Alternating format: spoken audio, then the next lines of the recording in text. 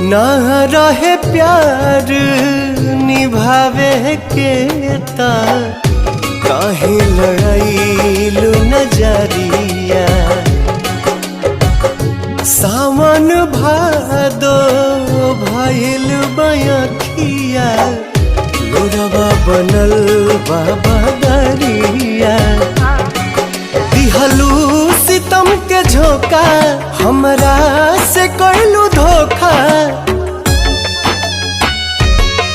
दिहलू सितम के झोंका हमरा से कइलू धोखा।